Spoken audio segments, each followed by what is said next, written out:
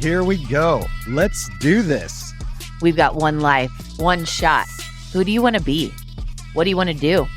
Addicted to Betterment, a podcast to inspire us to keep going, to try something new, to dream, to think big, bigger, to overcome. Here we go. Here we go. Here we go. So I'm back with my favorite human, my wife, Nikki, Llewellyn Gregory. And I was thinking as I was preparing for this episode of a couple years ago, we were headed to the airport. I was taking you to the airport to go on a retreat. And you had told me you were going on this retreat months before. And as your husband, obviously I'm excited for you and support it and excited that you get to go with great people. But for me, I'm going to miss you a lot. I got to fend for myself for food and all the things. And you know what kind of a terrible situation that is when I've got to fend for myself for food for a whole week at that. But I remember that you were in the middle of starting your company, a startup that you did from ground zero. You were in the middle of giving all your energy and effort to that. And as always, trying to be an incredible friend to your friends, trying to support your non-for-profits that you're highly involved in, the missions that you support, at the same time, giving a lot of energy and effort to being a great wife and all the hats that you wear in life. I could feel the tension. I could feel that exhaustion of giving all of yourself to all those things, as we all do. And I remember feeling that as I was taking you to the airport, you were a little tense, trying to wrap up work so you could be away.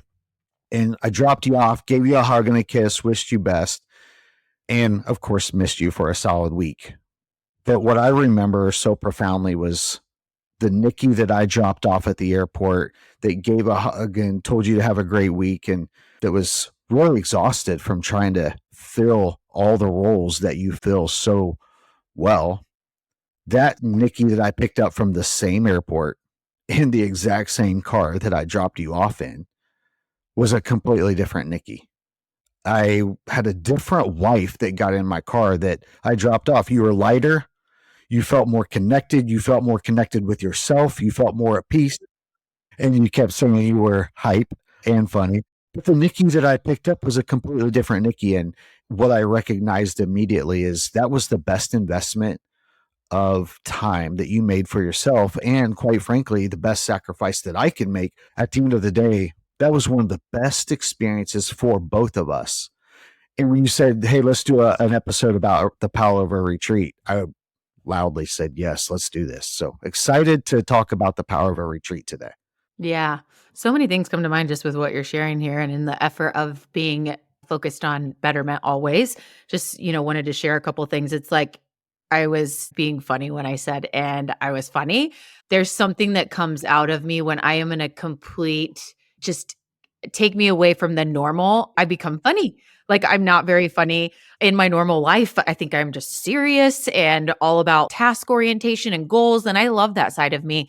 But I also know that when I am like dropping jokes and just really enjoying being funny, I'm in a relaxed space. And so it just brought that up for a second because I could reflect on like remembering how that felt.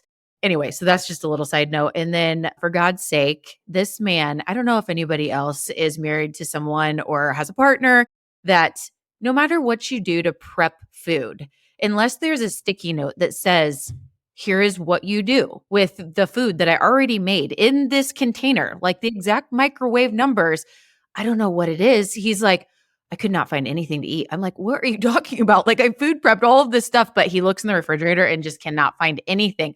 So I love to joke with him that I personally like to be a chef at home, but I have to plate it up and have it all ready for him in order to eat it.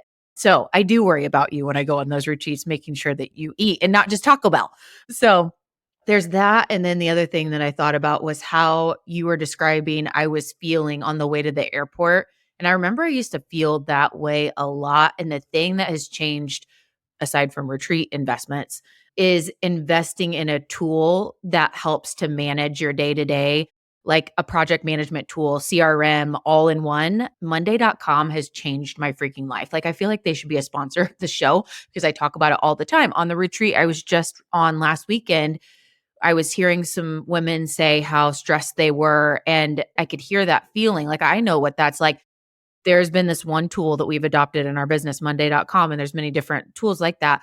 It has changed my freaking life. I don't feel like that anymore. I wake up in the morning and I know exactly what to do, and my days flow so much better. So I just wanted to give that a plug. Aside from doing things like retreats, leveraging technology in your favor to help you lessen the stress and like almost not even think about what you have to do, just being able to do what you're meant to do and not having to stress about all the other stuff. So I just needed to say that. But okay, retreats.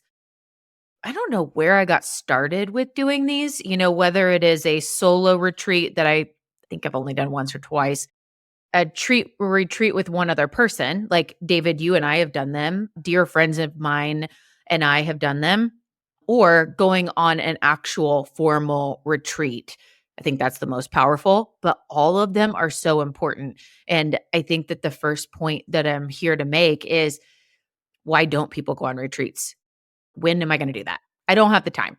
Oh, it costs X amount of money. Well, yes. However, the outcome of, let's say, in a couple's experience, not investing the time and money, it's a lot more painful emotionally and financially getting a divorce. Know it from experience. So, to do the things proactively to invest even when it feels hard, we have to make room and make time. And so, as this episode is right around coming into a new year, whenever you're listening to it, look at future forward and plan times to take breaks to do retreats, whether that is a personal retreat, a retreat with a friend, or a retreat with your spouse, or a formal retreat. Taking the time, making the time in advance is so important.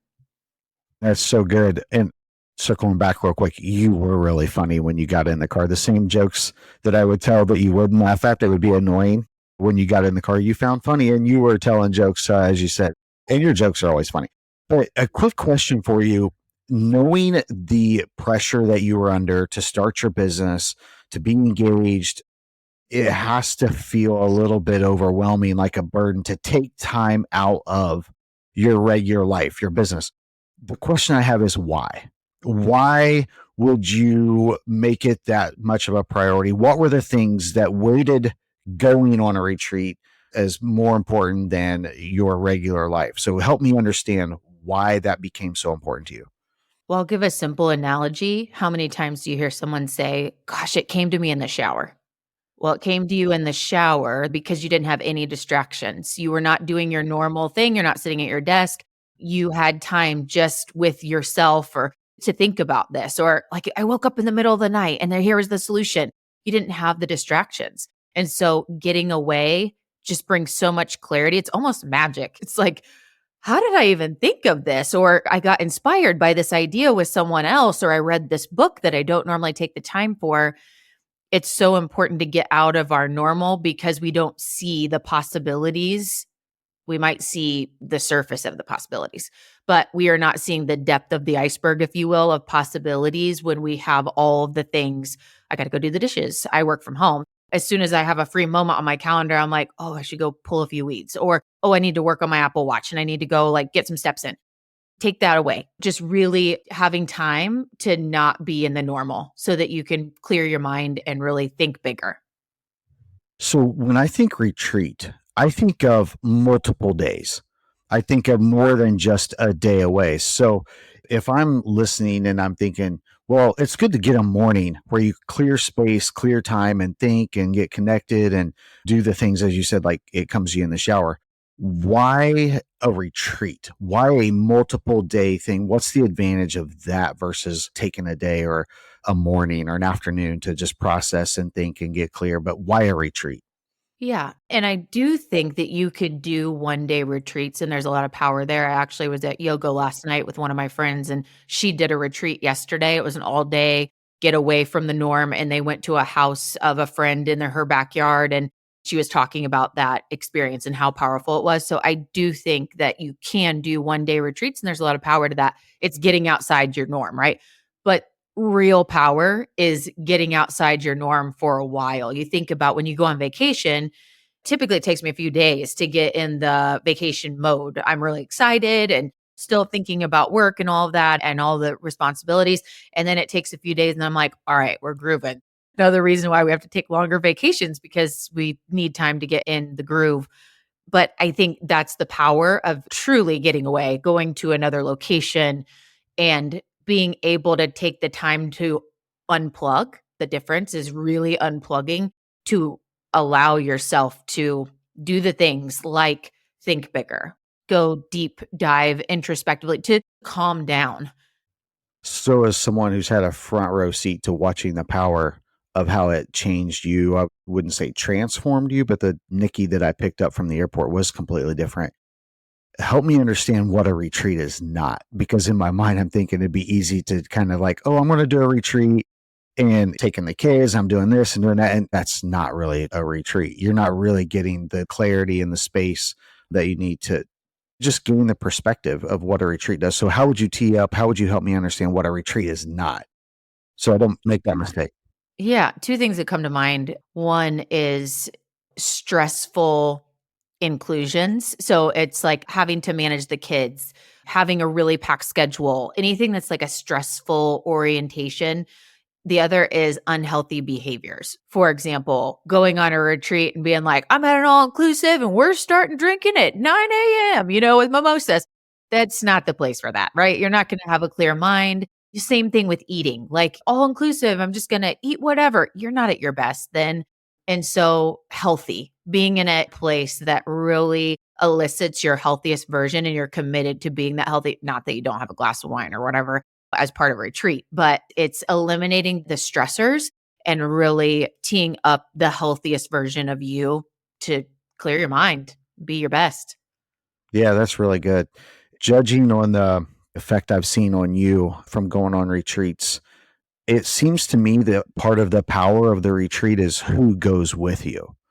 What kind of importance would you put on that? There's maybe a couple things that tie, but it's so important. There are personal retreats. You go by yourself. And we were actually talking about that on the group retreat I was just on. One of the most powerful things you can do for yourself is go on a silent retreat. There's no talking. You are literally just with yourself and no talking. I mean, there's some retreats that are group organized. You go to dinner by yourself, no one is talking. Like, it is a organized situation for you to just be silent, be with yourself. So that's really hard. I've actually never done that before. I don't know if I could. But when it comes to being with one other person, I be very choosy. Your spouse, your partner, and our core values aligned. I think that's the key, is whoever that individual you're with, if it's going to be the two of you, your core values aligned. One of the best people in the world that I travel with is Allison Martin. We've gone on many trips over the years, even just this group trip. She was my roommate. And there is no pressure to talk. We're roommates. And it's like, I think one of the mornings, I don't even know if we said good morning. I mean, we were just in such deep reflection, and it was just quiet time for us to be journaling and things, that we're just okay with supporting each other in that. When it comes to group retreats, this is a little different because you don't know a lot of the people that are going to be there. It's organized by someone else most of the time. Not that you can't organize your own. I think that's a great idea. But you're going to show up in a space for multiple days with people that you've never met. You're trusting that what you signed up for is filtering the people because of what it is. So I was just on the High Vibe Tribe retreat, which I plan to go on every year. I've been the past 2 years, really love it. My dear friends, Amy Woodall and Desiree Garcia, they have created this out of an act of love. Like, it is their heart and soul. I don't even know if they've made $1 so far on this. They know in the future, yes, this is going to be something where we're not just footing the bill on the extras, but it is an incredible retreat experience. And what they do is they have a rule: no assholes. I think it's funny, but it's true. It's like, hey, if you're an asshole, don't even try to show up. And so there's like core values that are laid out about what is high vibe. I mean, just in the name, it's like, not that everybody comes in all whole. It's actually the opposite of that. But we share a common goal of working on elevating our vibe. And we're there to be working on ourselves and pouring into other people, and no assholes, right? There's this common denominator. I've been on retreats before. I'm actually thinking of one that I went on with Allison in a group format 10 years ago, 8 years ago, and we left early. We had paid for the thing and we were like, this is just not a fit for us, aligned. We didn't know any of the people there. We had found it was like a yoga and meditation retreat, and it just wasn't personally aligned for us, and we ended up leaving. So I think that the important part is like core values alignment is key. That's good. I'm wondering how many people investigate going on the high vibe retreat and then see no assholes. Okay, I probably shouldn't sign up for that because I'm an asshole. I just wonder if that ever happens. So I thought it's interesting that you say it's the high vibe retreat. Not that everybody comes in with high vibes, because as I dropped you off, you were tense, you were stressed. The goal is that you're going to achieve all of you shared mindset to get to a high vibe place. I love that shared mindset. How important is it in picking a retreat, choosing a retreat, leading a retreat, in which the leadership and how it's conducted, the organization of it, the people that, as you say, filtered? Give me some important factors in that and choosing that. I think that's really important. And I would venture out to put a bet that most people admire the retreat leader, the work that they do. I mean, there's some background there. Like you've read content of theirs, you've read a book of theirs, you know them. I think that's really important. And you're even more excited to like be with that energy of that leader or those leaders because you have a little bit of history of knowing the type of work that they do. I think that's most of the time in place for people and why they sign up. Maybe not always, but I do think that's important. And in my case of like just shining a light on the high vibe retreat, I couldn't respect these people more. And I want to be around them because they inspire me. They're very smart. You be in a room of people smarter than you with lots of skills that are different than yours and uplifting. And I know that about these retreat leaders, both Amy and Des. You wanna be around them and you see how they live their life and you admire it and you're like, "I wanna be in that shared experience together." So, I think that's really important that you're vetting who's leading the retreat. Also from a organizational standpoint, their partner in this is Sarah Reuter, and Sarah is a master at designing the experience with all of the details so that you're maximizing that like it is a healthy environment. The vibe that's created from the lighting and the room space and like the outdoor time and when to do that based on the weather. And we've seen Sarah's magic and how she's created that. And that's a complementary skill set to Amy and Des. I think the leadership is so important. That's awesome. So we talked about why a retreat, why choose to do a retreat versus your normal routine. You talked about how important it is who you go on the retreat with. We heard that loud and clear. What are some of the results? What are some of the outcomes that you personally have experienced, or that someone who is thinking like myself, I'm kind of inspired right now to put together a retreat, go on my own retreat. I want to set one up myself. If I'm sitting thinking, man, that sounds amazing, I want to do a retreat. What are some of the outcomes, results you would hope to achieve, you could expect to achieve, and that you personally have experienced? Yeah, I'm sitting here looking at you, David, with a hat on that says TSRW. That is really a foundational habit in our lives now, taught to us by Desiree Garcia. And I look back at last year's retreat. What did that retreat do? It really brought to life like TSRW, which is the shit really works. It's a complement to law of attraction and a practice that I've known for years because Des has been a friend of mine for years, but just watching that in action through the retreat, very much focusing on manifesting the life that we want. What is manifestation? It's really about what's in your mind and focusing on that. And so a couple of things come to mind with what's the ROI or whatever of retreats, new practices learned and applying those. It's not just hearing it and reading a PowerPoint slide, it is doing it. So at High Vibe, we're doing yoga every day. I am so much more confident in my yoga practice because of the daily routine of yoga and practicing that. Yoga is a practice, right? Des is a yoga instructor, so she brings professionalism and teaching us those things regularly. So new practices learned. The other new practice that David has affected us so much and our TSRW practice is breath work. I've done breath work in the past, but never at the level that we did last year. So the first High Vibe Tribe retreat that I went on, I was addicted when I came back. And then I introduced it to David, and David was like, this is awesome. And it's become part of our morning routine. So it teaches you new practices. Another is building habits, learning from others, things that have worked. And it's like, how do I close my rings every day on my Apple Watch? Maybe I heard from someone the importance of starting your day, getting X amount of points through a walk. My point is picking up new habits to put into your atomic habit stack, if you will, your habit stacks is really a powerful one. And then finally, as most all could imagine, you bring back so many ideas and clarity. I was on a retreat last weekend, and I was doing a retreat last weekend called Imagine If with my dear friend Rachel Downey and two of our colleagues in podcasting. So it was really about podcasting as the core. Imagine If, dreaming, and Andrea Butcher and Gretchen Schott and Rachel and I got together. And I remember as we were reflecting, Gretchen goes, "You guys, I already have 15 ideas written down that are actual ones I'm implementing. These aren't even all of the chicken scratch notes. These are actual 15 things that I have to do when I get back." And we were talking about that basically happened in 30 hours of time. But just you pick up these new ideas, learning from each other and sharing. And we had an agenda that we co-created when we got there. It wasn't a formal retreat. And so many topics we brought to the table that others of us got to learn through. It wasn't our question, but Andrea had a topic we worked through. And then it's like, gosh, I got 3 takeaways from Andrea's topic.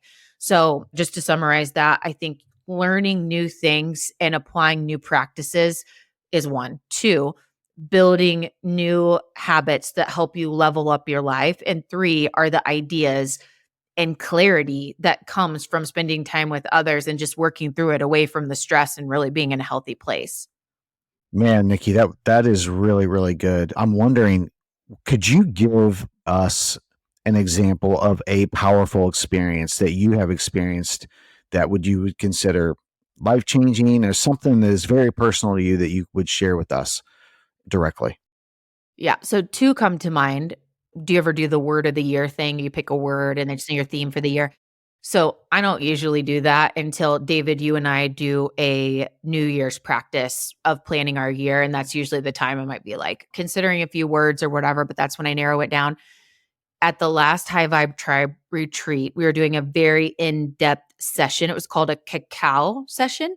It was like meditation and breathing and just kind of learning and forgiveness. And it was a really deep emotional session. Super awesome. If you've never done one, highly recommend it. It came to me in that time, my word for 2024. So 2 months in advance, I am getting really clear. And I was like, that's it. That's my word. So going into 2024, I know my word is inspire, not inspiration, but inspire. I know I am here to inspire. I know that like using my strengths when I get to sit down with someone and break things down and help them get clear and take an action, know their action plan and to move forward, they're inspired because they see clearly what to do next. And I'm just really going to be leaning into that. So I was like, I wasn't even trying to do that. It came to me through some journaling and stuff. And I was like, that's it. There's not even another word on the table. That's what I'm doing, which is super cool. The other, as an example of a takeaway from a new tool this year, I told you about it, but I haven't done it. So 2 years ago, I said breath work. That was the game changer. And we still do this. And Imagine If podcast retreat, I got to teach them a breath work and it was really great. We did it together. So there's that. Recently, have you ever heard of a pendulum like you use in meditation? I was not very familiar. My dear friend Amy Woodall has been talking about this pendulum thing for a while. And she's like, yeah, this rock on a string tells me what I should eat. And I'm like, come on, like really? And so anyway, start to learn this pendulum practice. And I am not kidding. It is all based on your energy. It was really cool. And so I have so much to explore with that in my meditation practice is bringing that in. But I was all excited. I was so excited all week about learning that and pretty fired up about talking about it now. There's just so many things. Hopefully that answered your question. That's great, Nikki. Thank you so much for sharing. And it's been cool as your husband to have a front row seat to seeing the power of you going on a retreat. While selfishly, all the reasons I don't want to see you go, I want to spend the time with you, I want the time together, whether it's to do stuff around the house or I got to fend for my own self for food. And we know how big of a challenge that is. All the reasons. Obviously, there's an expense involved, and you think about that. And in light of all the other things, as your husband and as someone who has had a front row seat to watching the power of retreats, I'm a fan. And I'm thinking, not only for myself, but our friends, if you find yourself in a season where you're trying to get better, you want to get better in areas of your life, you're trying to find clarity, you're trying to find connection. In today's world, there's so much noise. We're so busy. We just fill our brains with noise all the time, and it's hard to block all the noise out. Create a space, find something, plan something.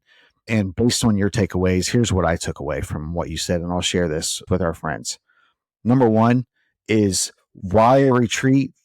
It's so important to get clarity, to create space, to be quiet, not in the shower, as you said, but an extended time to get quiet and gain clarity on things in your life. Number two is it's super important who you do it with. Do it with people who have shared values, shared mission, and are trying to achieve that same level of peace, joy, or whatever it is that you mentioned on the high vibe. There's that. Number three is what you can expect to achieve. Get clear on what you're trying to achieve, what your goal outcome is. And if you get super intentional on what the retreat is, who you're going with, and the goals that you want to achieve, this can be a life-changing thing for you. I'm going to do a retreat. I hope our friends that are listening to this also get inspired to do a retreat. Thank you so much for taking time to share this. Thank you for being addicted to betterment. Yes. But one more thing, David. So the power of retreats, not just from me being the participant, but from you seeing the other side. Like, I am better for you. I come back more clear and less stressed and all of this. And you learn the practices that I'm learning because I'm sharing those with you. So just better for others around you and the people you lead in your workplace. With that, David and I have been so inspired by this retreat idea that we are doing our first retreat for Addicted to Betterment. So excited about it. It's going to be March 1st through 3rd. It will be a couples retreat, not a couples retreat like a marriage therapy, like a couples retreat where you get away, do all the things we're talking about, and do life planning with your favorite person, your partner.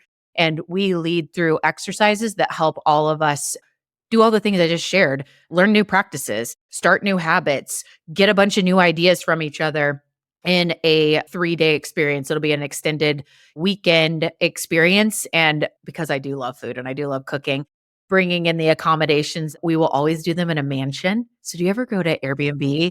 You click on the tab that's a mansions and you look at these houses. It's like, well, those are pretty cool. Probably wouldn't rent that by myself.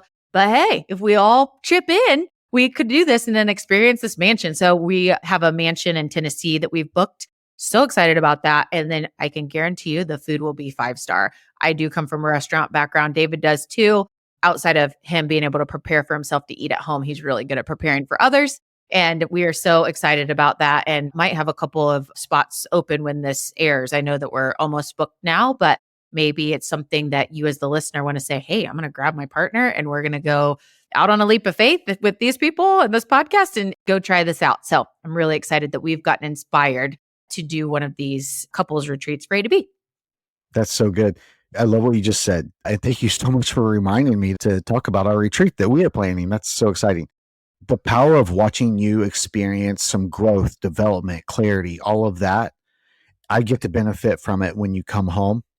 And what we got inspired was give couples a space to do that together. So like you said, this is not a come work on your relationship, get to know each other again, love each other, all those things that will probably organically happen through the practice of sharing this together. But the goal is that sharing self-development, growth, clarity, all the things that you experience on our retreat, sharing it with your spouse. So thank you so much for that reminder. I can't wait to collaborate on that with you and experience the food and the mansion.